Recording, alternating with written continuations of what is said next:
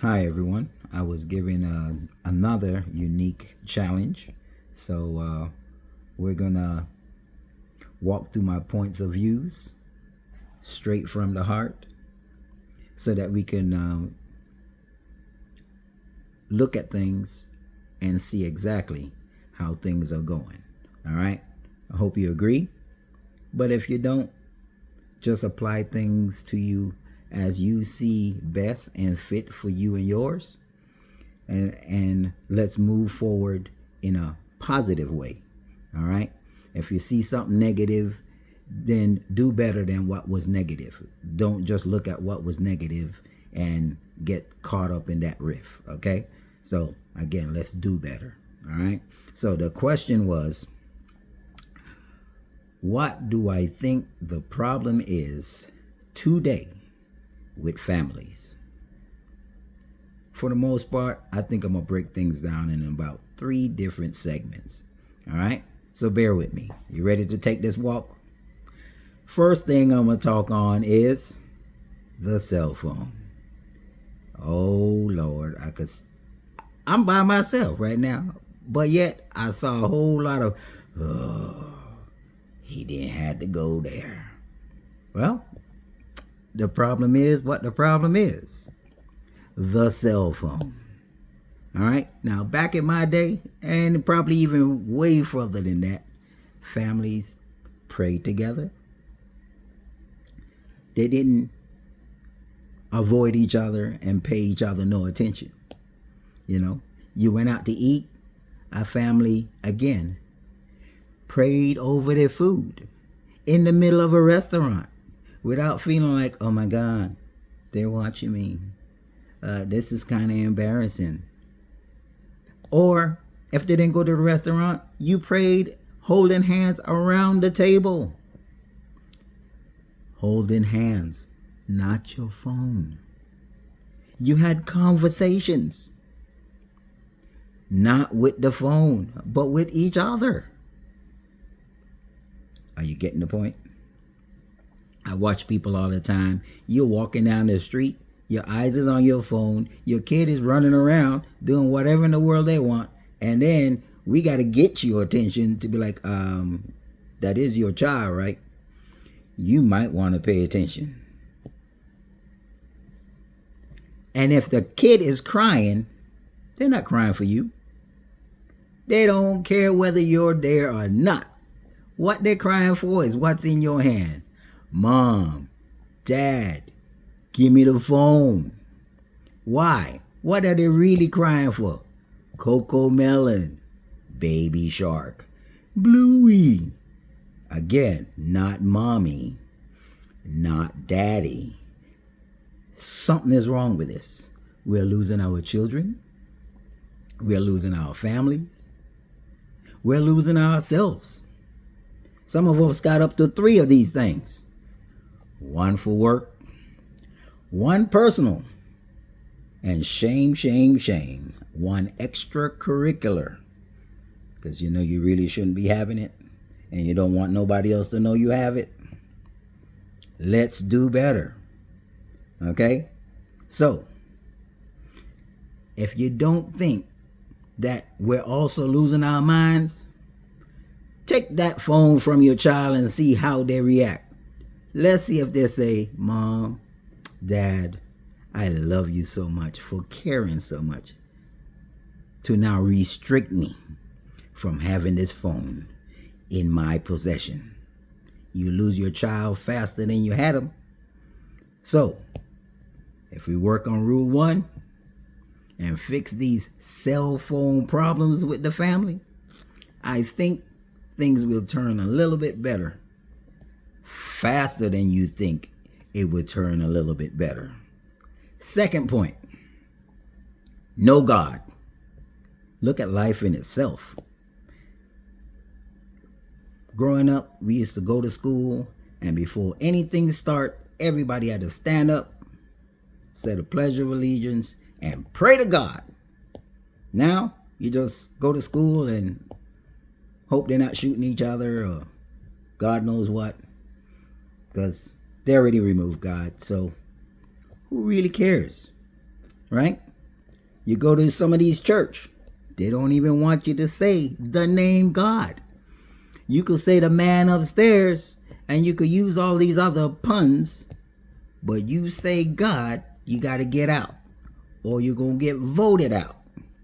So again, what in the world are we doing? How do you think you're going to get better when you remove the best? I could touch on that a little bit more, but I'm going to leave it alone. You already know. No God. Okay. Third, I'm going to just break it down as a lack of connection.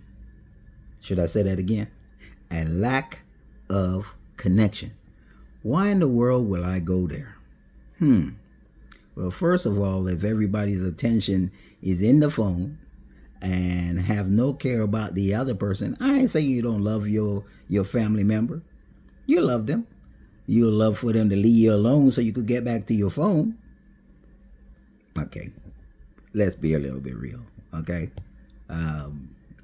All puns intended. Having a little fun while we're doing this. But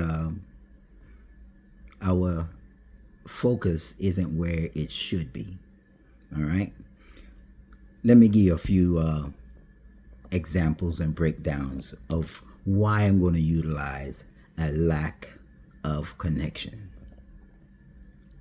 If my daughter is in here right now, she would say one of her most favorite things to do was to be next to Daddy. It didn't matter if I was doing something spectacular, if I was the most boring person on the planet, I could have sit down in a chair to go to sleep. She would sit down next to me and just enjoy the fact she got to sit down with Daddy. How many kids is doing that with you? Think about it. She's now a mother, and no one, including me, would have really believed anybody could love me more than her mama did. And this little girl is showing her mama, you ain't even have a clue, because that's my papa. You could go to Daddy, but your daddy is my papa. So if you want permission, you got to check with me to get to him. Connection. Stay with me now. Just stay with me. All right? And again, I don't have to be doing nothing special. She would come and jump on my drums and play the piano and want to sing. And if I move, she says, I'm going to follow you everywhere because I love you, Papa. Do you see a connection, or do you think there's a lack of? Okay? And if all families had this connection, would they be having the problems they do now? Half of them don't even know who they belong to. If that's my mama, that's my father, that's a who or the what. Am I going to be in a foster care?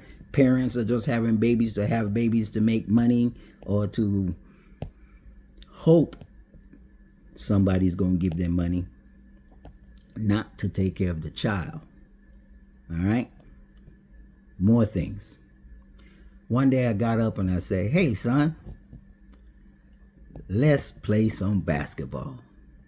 I went in the room, changed it into my gear, went out the door, have the basketball going. I'm warming up and I'm waiting.